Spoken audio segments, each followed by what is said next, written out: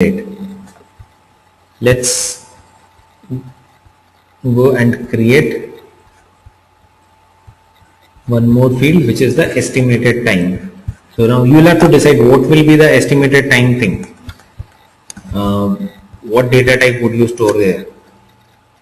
So let's say you want to store the estimated time in number of hours.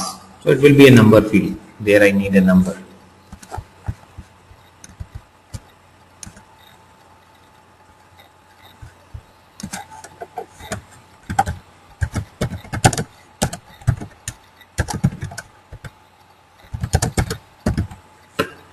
Okay.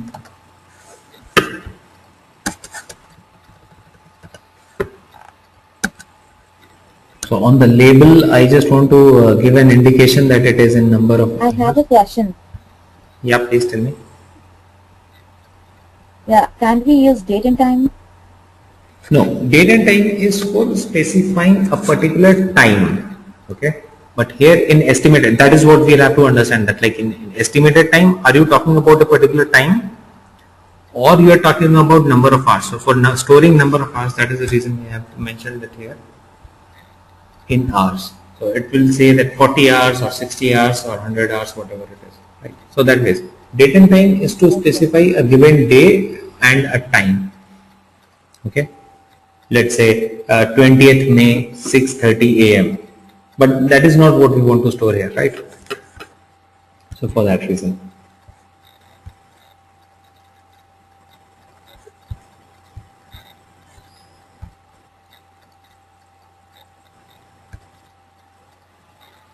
Save it. Done. So we have created, we have 7 fields here right now. So in a way we are done with this object. Now let me start creating this object client. So in case you missed on something, please do follow it now. So for creating the object, first thing, go to setup, create. So in case you have the setup menu already open in the left hand side, you again don't need to go to this. I'm just doing it to make you understand. So go to create objects, new object. So this time my object name is going to be client.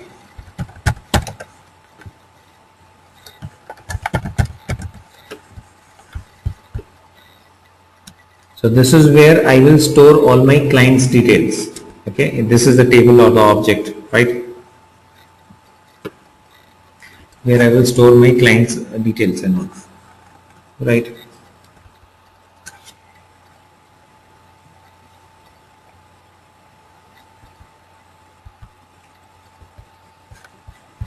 Click on save. So again, you see the same thing. The moment you created the object, 4 standard fields came by default. Any other field we want, we have to create those. So go to create custom fields. Name field is already there. What I need apart from that, let's say I need the city, country and phone.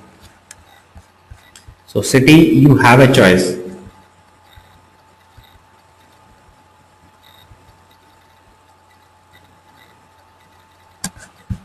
You can make it a text field or you can make it a drop down, right? So in case you want the end users to type the city, if your business is a global thing, has a global reach, and you do not want to make a list of the cities, that is a separate thing. But let's say you just operate in 2-3 cities. So in that case you can make it a drop down. So let's make it a drop down this time for city. And let's say you have 2 options here. Click on next. Click on visible, go to next.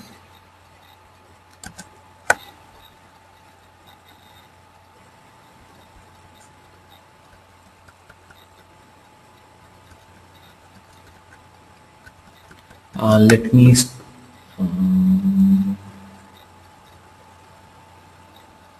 Make country also as a pick list.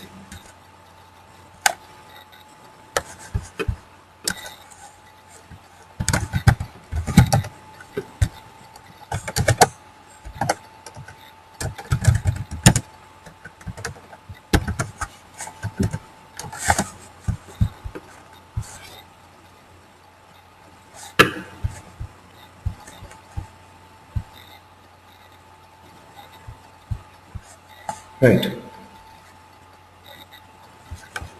So we have got 6 fields here for our client, 4 standard, 2 custom fields, right? So this way you will create the backend database. Hello?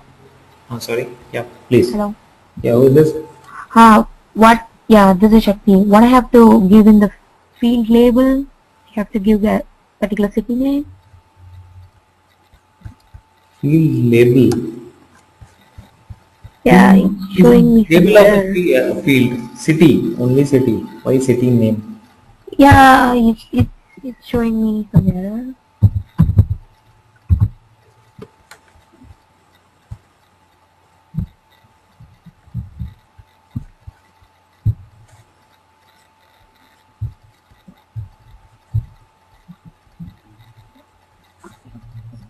Can you share your screen and show me what error you have?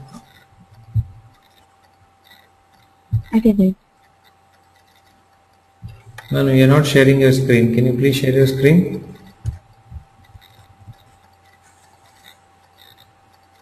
Yeah, I did it. Yeah, that is not the label, that is the values here. So pick list, when you select, you will have to put those values there. Now, what all cities will come there. Oh. Label is fine, there is not an error with the label. The problem is with the value where you have to put. Yes.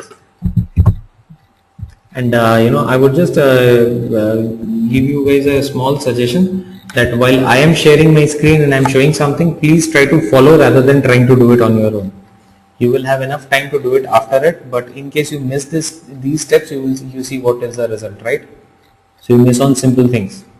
So it will be a time consuming affair for everyone also, and you also do not understand. So a lose-lose situation. Please try to follow, and you will be able to do. I mean, the transactions are not that difficult things here.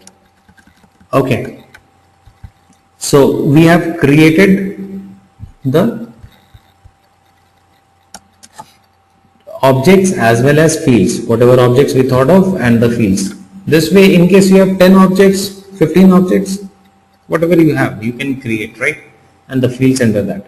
So from the backend point of view, we have created the tables and all those things, right? My database is ready. Now what is the next thing that I'll have to do?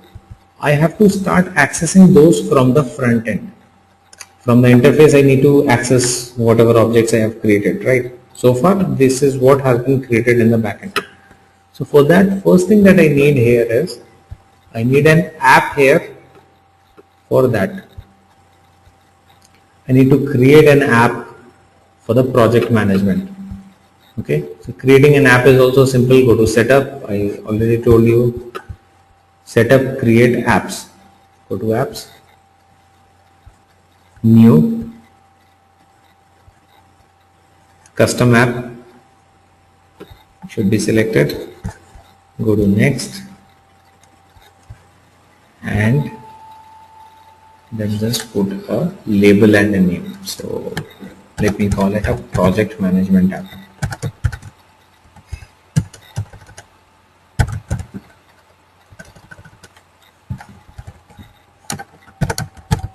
Whatever name and label you want to give, fine. If you want, you can include a logo for the app. Instead of this logo, if you want your company's logo or something, you can include that here. You don't want to put a logo here. Okay. Now while creating an app, as I told you earlier, an app basically displays a collection of tabs. So right now we have a lot of tabs already available in our Salesforce. So it shows you a complete list of tabs and it says which tabs you want to show under this app. So under the project app, which all tabs do you want? I do not want, home is by default. Home tab will